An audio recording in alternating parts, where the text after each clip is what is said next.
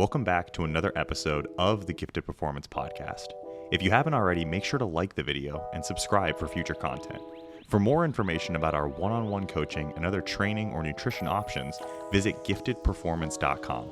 Our newest feature, the Gifted Express, offers premium programming for bodybuilders, powerlifters, Olympic weightlifters, and lifestyle clients for only $30 a month. Enjoy the video, we'll see you on the next one, and as always, stay gifted. Welcome back. Another episode of the GPP, Gifted Performance Podcast, giving you knowledge and practical takeaways to improve your own general physical preparedness. I'm coming at you from a new angle today. Got my camera up there now, shooting down. You can see what shirt I'm wearing, which is a nice one. Still got these on the store. Get your Gifted Performance athlete shirt. giftedperformance.com/ I honestly don't even know. Apparel? Shop? I don't really know what the hyperlink is. If we had the guy here who built the website, he might know, but he can't be reached today. Maybe we'll get back to him on that. Gentlemen, how you feeling today? How are things going? What's new in the world of Polly Rocket, the Complete Meathead, and Dominic Cusa? Wow. Overwhelming feedback from the guys. I'm going to go first. I thought we were going in order. Charlie's barking. I'm going to have my kid in probably 10 days. Yes. I bet Dina's pretty ready for that one. Yes, she is. She's very ready to give birth. I'm not ready. Can you Paul's just not ready. hold on for a little bit? I need some more time to prepare myself. Don't worry, Dom. Nothing will change once you have a child. It's the same thing. Yeah. Your life will always be the same. The pregnancy is the hard part for you, Dom. That's where you really kind of exhaust yourself. But once that's done, it's pretty much you just don't do anything from there. Smooth as sailing. Do you guys want to hear a good idea that I had? We'll start this episode off with Squad Dad's fantastic idea. So you know how people always say, get a dog, it'll get you ready for having a baby? Sure. So I thought of starting an Instagram page that's called Get a Dog, it'll get you ready for having a baby, where I just do things with my baby that you would do with a dog when it's when you first get it, like my baby out in the yard peeing and pooping. And my baby with a chew toy in its mouth and me being no, you don't chew that. If you catch your baby peeing on the floor, you have to run up to it with a newspaper and slap the shit out of it. Look what you did. I have photographs and videos of my son doing all of those things. So that's a real phenomenon. Those are all real. So would you mind if we post those photos on my Instagram? Oh, no, not at all. Okay. I actually would encourage that. Yeah. So do you know how fast you would be canceled? one of two things can happen. We go incredibly viral, or what is it? DCF? What are the people that come and take your kids away? Well, probably the first thing would happen is you'd see me rolling up at your house with some blankets in the back of my car. CPS? Because that's what I'd be Child Protective Services. Wait, why is Jay coming to my house with blankets in the back of his car? Because my wife would kick me out of the house. Oh, yeah. Yeah. If Katie ever kicks you out, you know where to head. Come on home to Papa. Sure. We got room for you. No, just come up to Michigan. Definitely don't do that. I feel like we would have the best time, dude. Did you know Jason used to travel to Michigan regularly? Do you know what it would be like if Paul, Jason, and I all lived within a 5-mile radius of each other? Probably the exact same, because we all just sit in our houses and do nothing anyway. That's true. I feel like me and Jason should have been friends 10 years ago when we had no responsibilities whatsoever. Yeah. 10 years ago, when Jason was 60, he was a lot more fun. That's true. Right before the... Oh, poor Jason. Hey, it's okay, because we're all incredibly old in this chat now. Dom, have you hit 30 yet? You're 29, right? 27. Why do I always think you're so old? Why are you aging so poorly, Dom? I am very mature. He's got an old soul. That's what they say, right? I do have an old soul. So it's a good thing. You clicked on this video today because the title said natural versus enhanced lifting, or natural versus enhanced training. It's a working title. We're going to get there eventually. And we want to start things off with a hot take tweet from an individual that I wasn't super familiar with at first, but I have become more familiar with him with time, is Mike Boyle. Mike Boyle is a strength conditioning coach. Do you know where he's out of, Jay? Massachusetts. I said that wrong. Massachusetts. Yeah. Massachusetts. It's where all the quality people are from. All right, let me share this here so everyone can see what we're seeing. Did it work? Shout outs to my family in Massachusetts. You have family in Massachusetts? I do. My brother-in-law and his family live in Massachusetts. It's a beautiful part of the country. Right outside of, once you get outside of the Patriots fans, everything's pretty cool. Isn't that where Salem is? Does anyone else have witch this trials? Can someone else screen share this? It is. That is where the Salem witch trials I don't were. even know who this dude is, where to find his shit. How is he even relevant? All right, I'm going to forward this to Dom so that he can open the screen share it. Because for some I'm reason, doing this? my screen share isn't working. I locked myself out of my own Twitter, so I can't get to that. So Mine got banned for posting way too much. We're gonna have it pulled up here in a second. Jay said he was having some battles with people on Twitter regarding this. Jay, what's the hate mail count at so far? I can't get into I think that's Twitter's way of telling me that I should not go and read some of the stuff that people were saying, but they locked you out. Where do I go? Actually, no, I can't get into my Twitter. All right.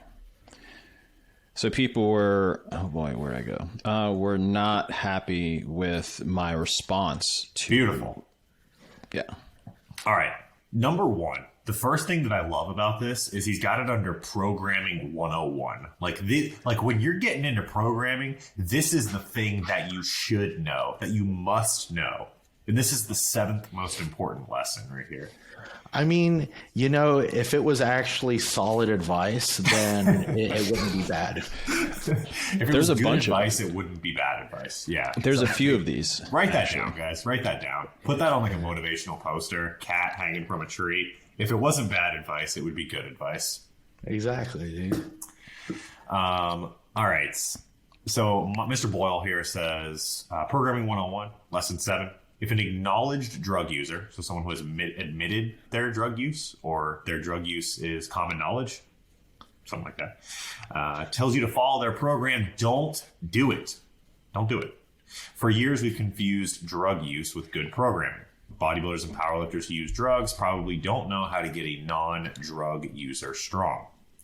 It's not just bodybuilders. Powerlifters have been the biggest culprits in strength conditioning.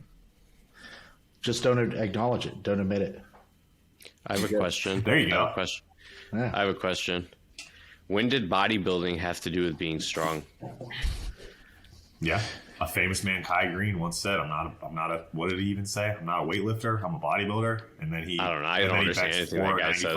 For like a set of 8. You're like, yeah. But no, like, for real, when's bodybuilding ever been about being the strongest? Well, I mean, not the strongest, but there's definitely a strength component. You want to get stronger over time, I think like if you're a really big bodybuilder, you probably will have some semblance of like strength. Yeah, but you just got strong by association. It was a byproduct. Just absorbed your strength. It was a byproduct of all those reps. So the premise of this being that those who have coached or have gotten strong themselves with the use of performance-enhancing drugs need not comment on non-drug users because the rules of getting strong are completely and entirely different when it comes to enhanced versus non-enhanced lifters. Does anyone want to comment on that? I mean, it's an interesting take, and for sure, like there is a, you can make a lot more. You can do a lot more disadvantageous things, or silly shit. Yeah, you can get away with more when you're a drug user, because drug users will cause you to grow and increase strength. I mean, we've seen that even without training, right? So, I mean, it's very surface level thought though to me, because just all drug users, like no drug user has ever trained natural or trained people that are natural or trained you know what I mean, before they ever sort of went on that journey. So they have every single drug user has nothing to contribute ever, really. Like, honestly, this just sounds like this guy is just trying to sell himself with this post. Listen to me because I'm not that. Is this guy natural? Mike Boyle, are you natty? Natty. All right, we'll tune into our next video. He's Mike, very natty or not. He's very natural and not very young. I had something very similar to what Paul said. And he gives the impression that all coaches who are using performance-enhancing drugs have always used performance-enhancing drugs. So at no given time during they're like lifetime enhanced. So at no given time have they ever trained without enhancement or coached. They didn't make any. What's the best way I'm trying to explain this? They at some point in time made no progress as a drug-free athlete, and then immediately went to drugs, and that's when they made progress. So they have no reference point whatsoever as to when they made progress without use of enhancement. It's just a weird statement altogether. Yeah, I guess that kind of means like, so let's say you started out your career natural, like most people do, lifted, got bigger, stronger by applying basic principles of exercise physiology and strength conditioning. As soon as you pinned for the first time, it was like the Men in Black wipe your mind device. So you completely lost anything that you had previously used to get big or strong, or the other individuals that you worked with to get big or strong.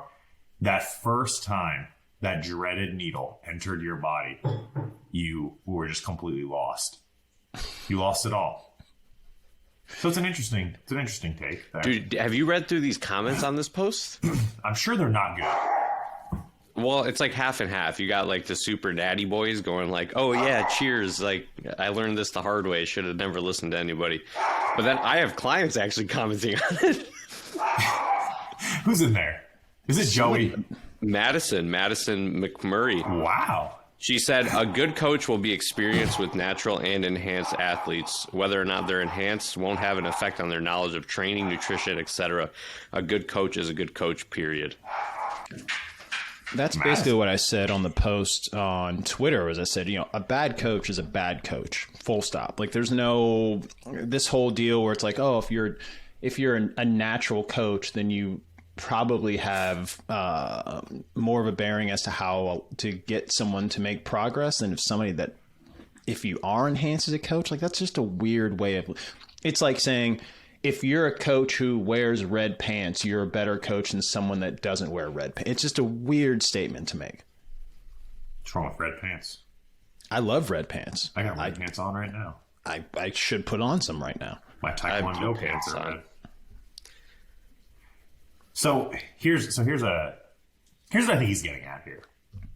You take someone like Larry Wheels, admitted dumpster juice level bodybuilder. Go ahead and click the video. If you haven't seen it already, click the tier list video so you can see what we're talking about here. But Larry Wheels didn't get very strong because he understood the ins and outs of periodization and phasic potentiation and the things that make you stronger and bigger over time. Larry Wheels was built different. He combined that with drugs, and then he decided to sell $19.99 training templates. Those training templates will not make the average user much stronger. But even in this extreme scenario of someone who has elite tier genetics and combine that with drugs, they will still get stronger, like marginally stronger, because that is the effect that training has. When you do it, you get stronger, even if it's the worst of the worst. Dom? Why don't we think about Westside on this topic? Like, yeah, his camp was very drug exposure. Everybody pretty much at Westside was on drugs, but the things he taught were carried out of Westside to a lot of natural power lifters, and his chain use technique, his band use technique, things like that helped natural power lifters add a lot of poundage to their lifts. So, yes, Westside was a very drug-driven program, but a lot of non-drug users used his teachings to get better at their lifts. So the same can be said for the Bulgarian system of weightlifters. Like Ivan Objev developed the Bulgarian system of weightlifting, and the other coaches around that time with the explicit understanding that these athletes are only going to survive and thrive within this system because of the drugs that they are using. There are plenty of lifetime natural weightlifters and powerlifters who use similar, very high intensity, high frequency programs to get a lot stronger. And then we can take this into the bodybuilding world with someone like John Jewett. Like, I don't think anyone thinks that John is natural. Like, John will tell you himself that he's not natural.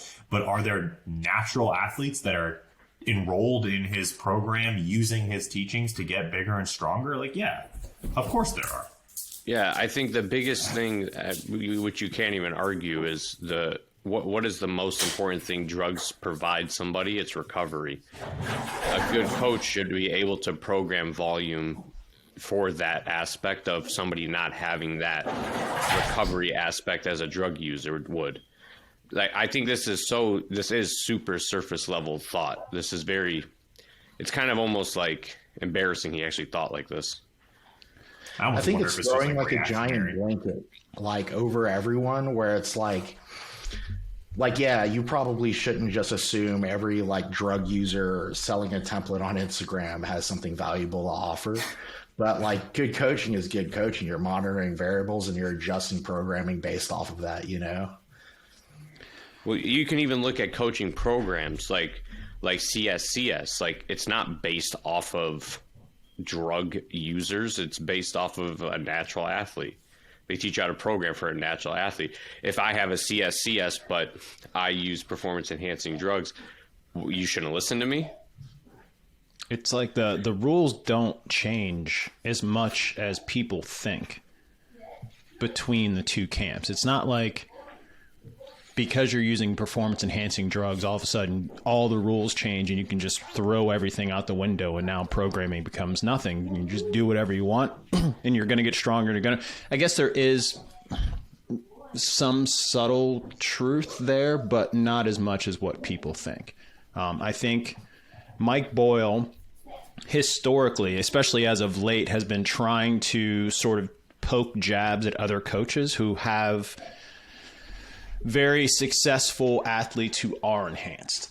So this is kind of he's decided that this may be, his rock to die on, to make these comments. He's basically attacking the other camp. And I really think that's a very strange way to look at it. Like, the other camp. I feel like this is him. He's decided that this is the thing that he's going to do. No, yeah, he's 100% trying to discredit other individuals to drive business and eyes towards himself. Yeah, there's right? Another coach. But it's interesting. Like, we live in different times now too, right?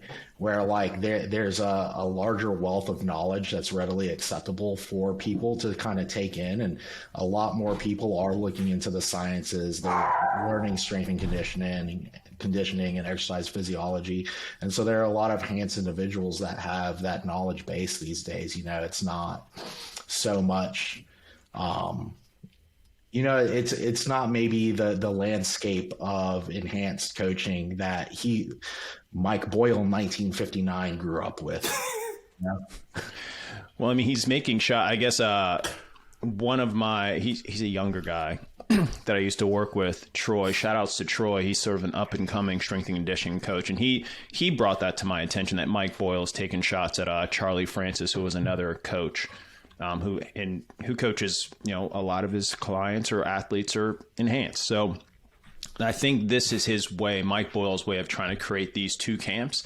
And I'm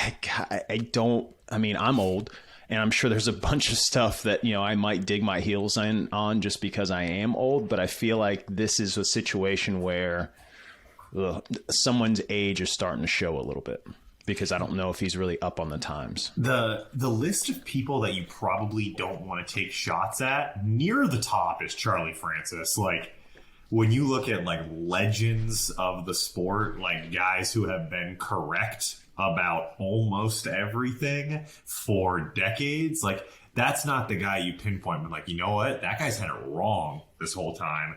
Let me show him on Twitter. Let me take some shots at old Charlie Francis.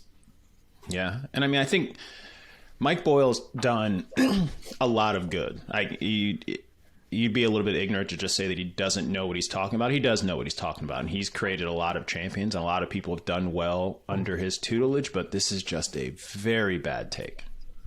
Yeah, this is not intended to be shit on Mike Boyle 1959 fest or discredit everything that he's done. This is just looking at a single statement from him. But Jay, you said something that stood out to me. I disagree. I think we should shit all over this guy. All right, Mike, get ready. Here it comes.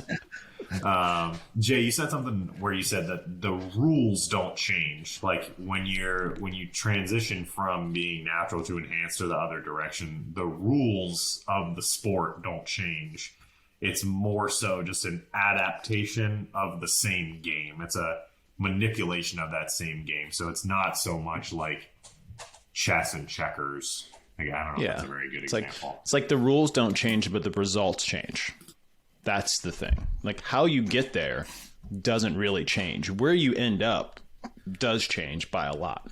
My analogy is always like driving a Prius and driving an F1 car are like roughly the same in that they are both cars and the gas makes you go and the brake makes you stop and there's like gears that you have to shift between. But the speed with which you can travel, what you can get away with when you drive, and the kind of risk associated is where you start to see things deviate. That's my analogy. So therefore, it's a good one. I like it.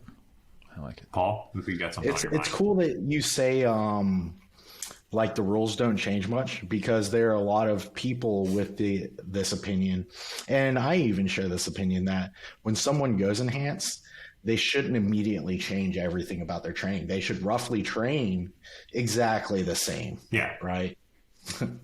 Because even when you first start, you still have to gauge your response. Maybe this is a good time to kind of transition away from the Mike Boyle stuff and talk specifically about the topic at hand, which is like when you do go from natural to enhanced, what are some of the training manipulations that you do have to make?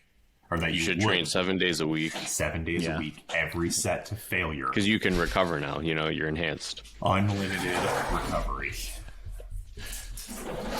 No, I think that's an interesting point that you brought up as far as sort of observing, you know, what's happening with your training and your training outcomes, and then making changes from there.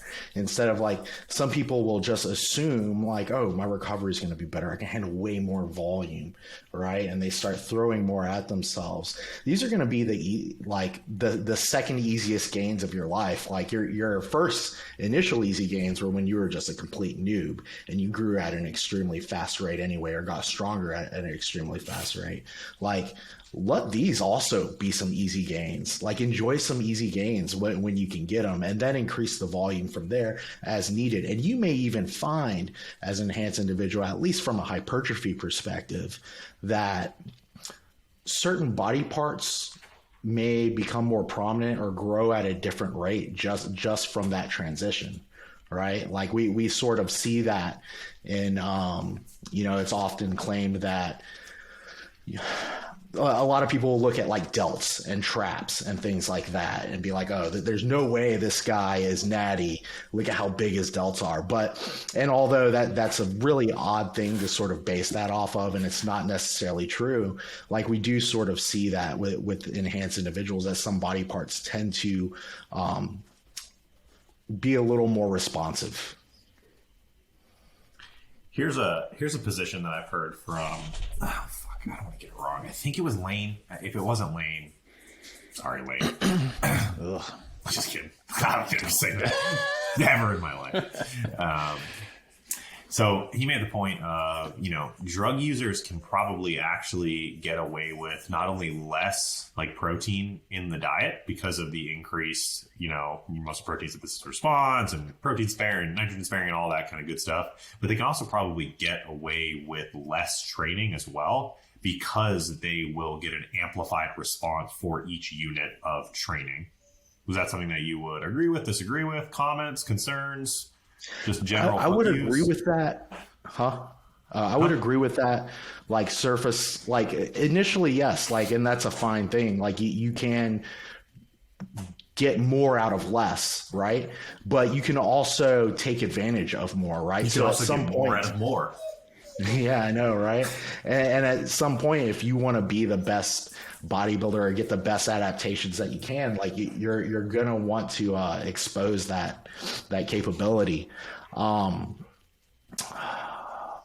like, and it's something that we sort of have some that's been suggested in the literature too, that there is a synergistic impact, but it also seems somewhat additive. Like there's a certain amount of hypertrophy that will occur just from using drugs. And there's a certain amount of hypertrophy that will occur from your training. So if you can optimize that training, it's sort of like a compounding effect. You get more, right? And this is a genuine question that I don't know the answer to, so I hope you know the answer, or someone in here knows the answer. From a strength training standpoint, I know a lot of PEDs drive strength up as a result of like increased substrate storage. What are the effects on the neuromuscular system or the nervous system? Is this too much here for you? Effects of the nervous system of various. Is there a direct impact there that increases neural drive and increases strength and force output? What's the effect there? Well, we know DHTs interact with the nervous system, and what's a DHT? I'm an idiot. DHT derivative performance enhancing drugs. So testosterone breaks off into DHT, and then from DHT they make compounds from them. And they have a specific way of interacting with the neurological system, like the nervous system. So we see a bit more neural load. That's why you'll see athletes in certain sports use more of that family of drugs because of that. And then I also, to add to your neural drive being what helps with the load, I also think the aggression effect of some of the compounds helps with moving poundage too, because we know some people respond differently to different compounds and creates more aggression for them, thus supplying more, I guess you could say, more output for their movement. Yeah. I mean, there are, just talking about from a straight perspective, there are a lot of, and it's something that an enhanced individual will notice, is that even without, before they achieve significant levels of hypertrophy, they'll often get a lot stronger, like already off the rip pretty quickly, and there are a lot of things that contribute to that. Like, I'm pretty sure there's some evidence showing that like testosterone can inhibit like the Golgi tendon reflex. And then, testosterone will also cause like a stronger release of calcium, through sheer improving muscle volume, you'll improve leverages and things like that for some lifts, things like that. So, and then then there's the neural components that like Dom mentioned. So, and then also too, we see competitiveness for the glucocorticoid receptor, so there's not as much catabolism going on, which aids in recovery, obviously. So give the people a just general kind of like, you were enhanced or you were natural, you're moving over to enhanced. What are some general rules for changes that should be made to training just from the start? What are some things that you guys as coaches would change about the program maybe in those first 2 to 4 months? So I wouldn't say that these are necessarily changes that I would make off the rip, but they're definitely considerations that I would have, right? Like when an individual is enhanced, they're going to be getting stronger at a faster rate. So that changes a lot of things, right? Like if you're getting significantly stronger at a faster rate, like the assumption is, okay, these things enhance recovery, you should be able to do more. But, now we're talking about the stressor, the burden of training on your body, that stressor will increase drastically over that enhanced period, that course or that cycle or whatever. So like you may have to be actually more careful because about intentional increases in volume and set number and all those things. Because when, let's say you add 80 pounds in 16 weeks to a barbell press, like that increased your volume already. Now that's a greater, that is a greater burden on recovery, not just of your muscle, but like connective tissue structures and things like that, you know? And I even will, so there, that sort of addresses like a volume recovery component, right? So being careful about that and not just going in and assuming we just need to start adding all these sets because now our recovery is better. But now even the other components of your training are going to become greater stressors, right? So like you're taking longer to warm up on things like squats.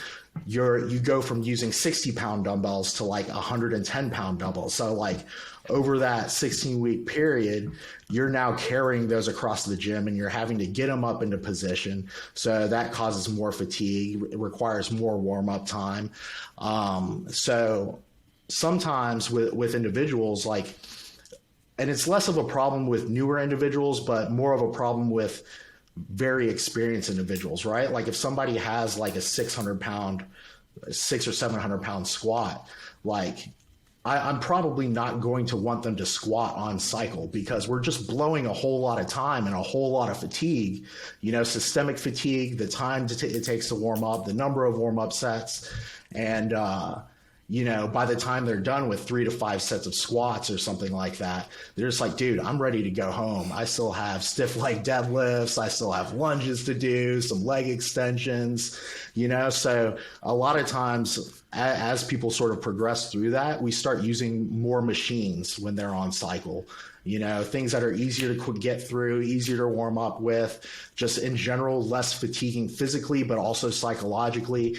And then during the periods where they're not expected to make the most of their progress, you know, that's where we might use some of those more fatiguing tools if they are an adequate tool for the job or whatever. Jay, I'll take you back in time. He said, you know, you get through your 4 to 6 sets of squats. That's when you and I, in the back of Zoo Health Club, would look at each other and say, the fun has just begun, brother. Let's getting started. Let's get into the real meat of the workout. Our 14 drop sets of leg extensions. There was something too. I saw a really popular sort of programming group. Who was it? But recommend from training cycle to training cycle, letting reps increase, right? So like, let's say you pick a load, you start off doing sets of 5, right? Then your next training cycle, you're doing sets of 8, so it's almost like reverse linear, you know, except volume isn't coming down, reverse linear. Yeah. Something similar to that. I thought it was really interesting, but it was recommended for natural athletes. And I was thinking and I was looking at it, I was like, this is actually what I do with my enhanced athletes. Like my natural guys, like I actually push them more in the direction of like a linear block style programming where training is consistently getting heavier. But for the enhanced guys, especially the ones that are getting really strong at a fast rate, you know, it may be a little easier for them and their connective tissue structures and things like that to allow reps to creep up over time versus coming down. Because like I said, if you add 80 pounds to a 10 RM over 16 weeks, what does that do to your 5 RM, right? Yeah, eventually the loads become like oppressive. If you all Paul, you mentioned something.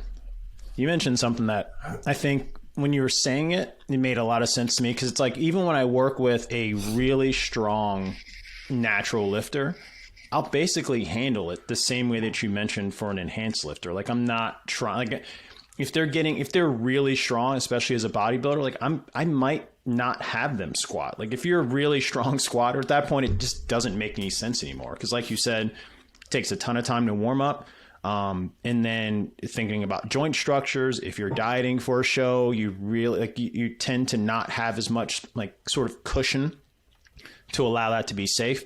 And then it just becomes a point, like it gets to the point where as I program it or I write the program, like what are we going for here? Like what are we doing? Is this really necessary? If this isn't a competition lift, there's probably no need for you to squat, bench, and deadlift as a bodybuilder, because it just, especially when you're really, really strong at it, it just, I guess the potential risk versus reward starts to become so skewed that it doesn't really make any sense anymore. Yeah. And can you imagine if you're an enhanced lifter and you're getting so like really strong at a rapid rate and you're trying to bring up like lagging body parts and be smart about where you put your volume, you know? Jay, you want to take a second to talk about power building, our Lord and Savior power building? What do we want to talk about? Where do we want to start? I don't know. I just feel like that's what Paul was describing right there, where you're like working up to a max on bench and then doing like, 12 sets of chest volume in the same session. I think it power building probably works for all the people that really believe in it, because there is a such thing as placebo effect. So if you believe that it's working, it's probably working. So you can put power building in with Santa Claus. If you believe in it, it's real for you, and it means a lot to you. Yeah. Paul and Dom, and Jay, of course. How would you structure someone who's moving maybe in the opposite direction? Let's say that they've been an enhanced bodybuilder for a while.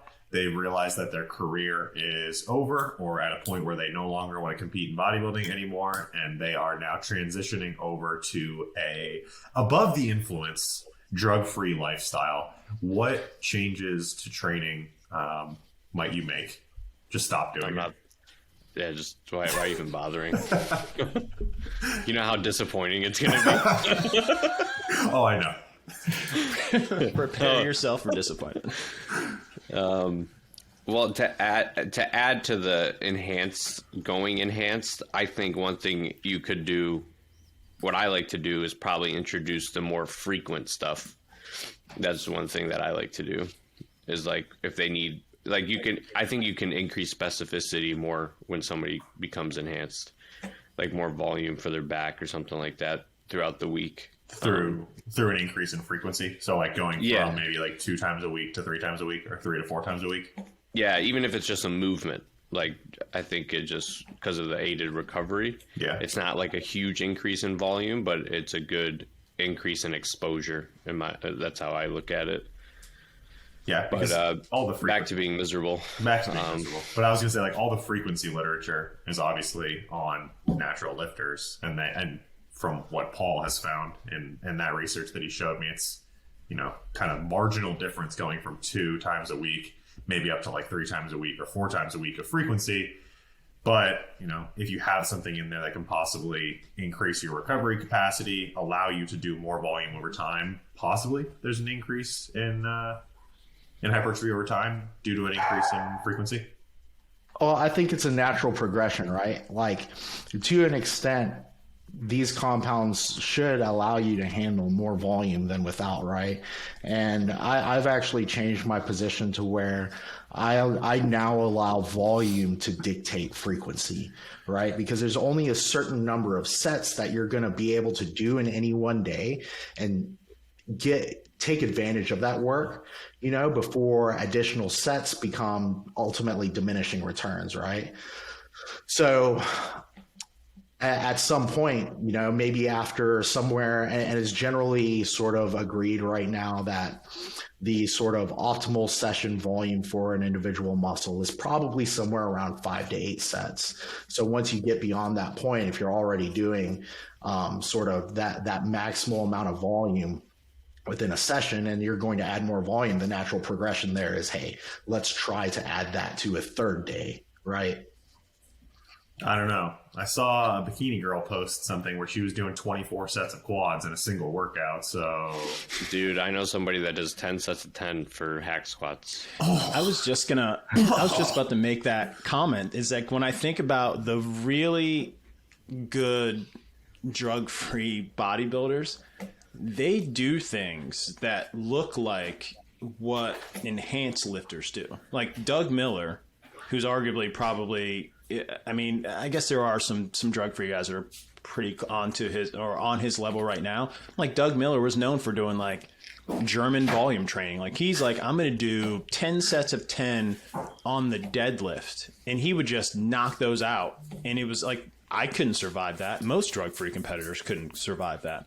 But for whatever reason, even a lot of drug competitors. I mean, and what's crazy, like you have people pumping up GPT occasionally. It makes its rounds. And it's like all the research on that shows that it sucks. But if you look at Doug Miller, like it worked. Garino he's also Mackie, the biggest he's an outlier of all outliers. Right? Oh, like, for sure. Studies also aren't in him.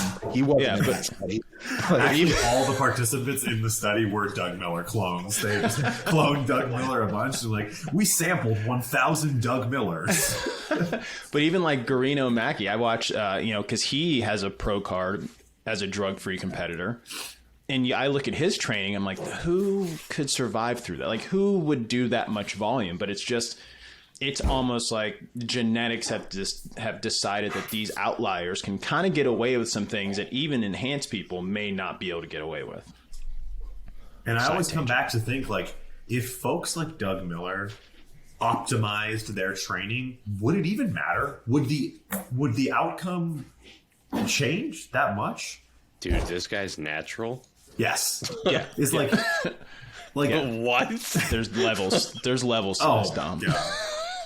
So like, if Doug like watched the Gifted Performance podcast and he was like, you know what, these guys are right. Maybe GVT, it ain't for me. And I'm gonna use their recommendations. And Paul said to do 5 to 8 sets per. Like, is he gonna have this like resurgence in his physique where it's like, oh my god, like Doug went to the next level? And I don't think, know what. Doug can do whatever Doug wants to do. But I think it goes back to the point, like back to the our original conversation. You should probably not follow anybody else's program. Like if somebody says, "Hey, follow my program verbatim," you probably should not do that, because if Doug Miller tells you to follow his program, you're going to break yourself in half. So I think that original sort of very superficial statement on its face makes no sense, because you just shouldn't follow anybody's program. Like, that's just the way it is. Like, anybody that tells you do the same, like if I hand you my spreadsheet and go, this is what I'm doing, you should do the same thing. You should probably immediately kind of take some steps back, regardless of whether or not they're enhanced or not. So getting Dude, to this is pretty wild. This guy's natural. Yeah, Doug is something else. But so there's a lot of people that'll probably tell you that he's not natural. But getting back to the original, Paul, what would be we'll start with you. What would be some of the changes that you would make to someone's program if they were coming from like an enhanced bodybuilding background and they said, hey, I want to take the requisite 7 years off from competing before I can switch over to the INBF or whatever it is. Like, what would you change about their program in those first couple months? Honestly, I would do what I sort of already do when an individual is going to their TRT doses, their HRT doses. And ultimately, like, I'm sorry, dude, but like in that condition, you're not making your best progress, and that's to put it as lightly as possible. Like, so there really is no reason to beat the fuck out of you and have you do ass tons of volume like this. That you're just getting worse from here slowly, right? But I mean, over time, I would attempt to do things like specialization cycles and things like that. But I mean, ultimately, just being honest, like you're just getting worse from there. Thanks, Paul. This makes But if you go to giftedperformance.com/Paul-Serafini, you can get worse at the slowest rate possible with expert guidance on training. I mean, but he's not wrong. He's not wrong at all. Yeah.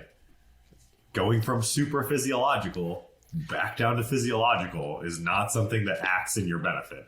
And you might not even go back to physiological. You might go back to sub-physiological. Oh, yeah. I hope you're ready for HRT or TRT. But I mean, we've even seen this in like the UFC, man. Remember when they banned TRT? Like, dudes went from looking straight fucking ripped like comic book characters to like just soft body fucking regular ass dudes. Just Walmart checkout guys in there throwing hands with each other. Who wants to watch that? Dana, come on.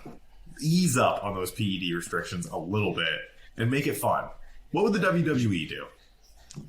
Yeah, right. The WWE is kind of like some soft bodies too. Like I see like these guys that are coming out now, they're not the Triple H's, they're not the Bautistas, the Rocks of the world anymore. They're these like, I mean, if you like dudes with big titties, like they got big titties, but yeah, I don't know. I don't want to get suplexed by a dude with, you know, like probably C cups at the smallest.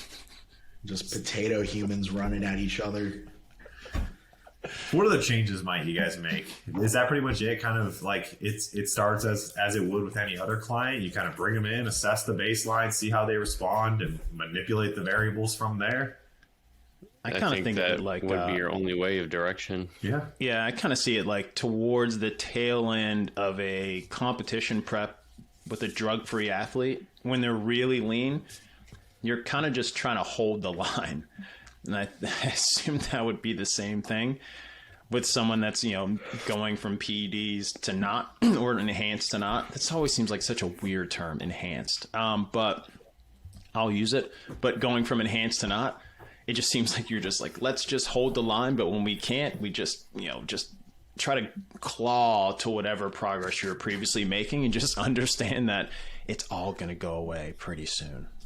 I kind of like the word enhanced. I think enhanced is a good way to describe it because it enhances your physiology. It doesn't change your physiology. So unless you're a female. Then there are some changes.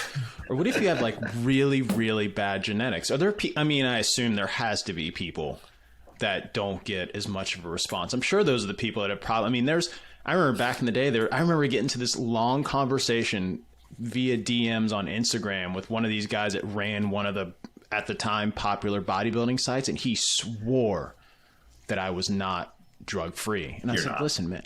Well, yeah, but I was like, at the time I was like 32 years old. I'm 32 years old. I've weighed the exact same thing for like 10 years. Like what am I doing? So I must have either just shitty genetics or I have no idea what I'm doing. But then it made me realize there's people that made far less progress than I made, and they just assume that everybody else must be using something. Well, there's kind of two layers to the genetic component there, right? There's like how you respond and like how much you can tolerate, right? And the guys on the Olympia stage are probably the ones that respond the best and can tolerate the most.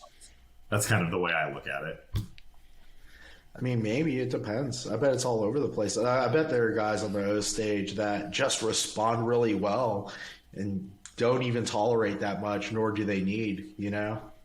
I'm sure those guys are a dime a dozen, but no, I mean, I have a similar story to Jay. I remember back literally about a decade ago, some kid walked up to me in the gym, was like, hey, what do you do for your acne? And I'm like, well, what are you talking about? What's your skincare routine, dude? Yeah, he was like smaller than me. And I was like, oh, like I'm natural, dude. And he went on to tell me about his cycle that was 2 grams of gear, a very hefty dose. And I was just like, man, you look more natural than I look. Just imagine how crushing of a blow that is. I assume it's just as crushing as like when I look at someone, like I look at Doug Miller, I'm like, fuck. Why did I even do that? Why did I even compete? Like there was no chance. Jay, you, myself, and Paul share an acquaintance who used to speak about doing going the enhanced route, and he used to talk to me about it quite a lot. And I was just like, man, like, just don't do it. Like, you're gonna understand how painfully mediocre the rest of your lifting career is if you take that plunge, because it's probably not going to go well. We had a very different conversation. I got tired of hearing him talking about how much he was going to do it, and I was just like, dude, please fucking do it. I think this is the same individual that told me until you do it. I think it's the same individual. Before I started working with him, he told me that he had an IFBB level back.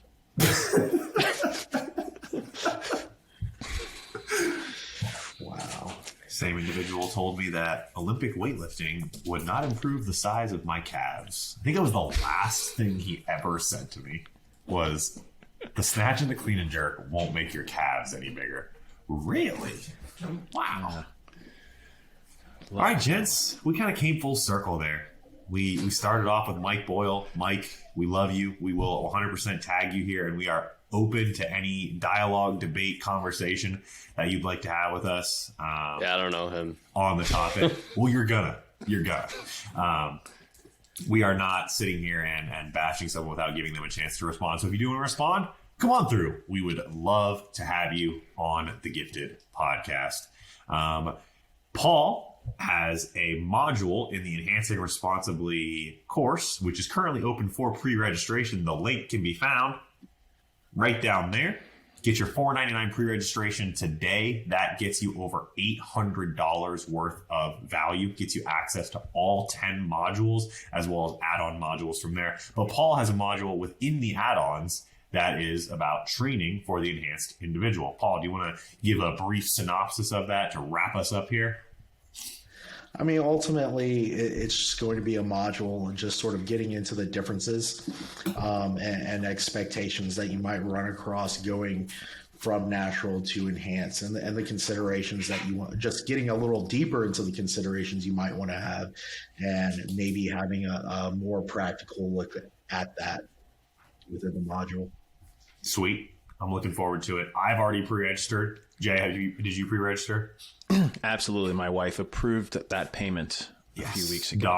Dom bought 2 copies, so he'll be gifting 2 copies to the first people. A giveaway. Yeah. In our next giveaway.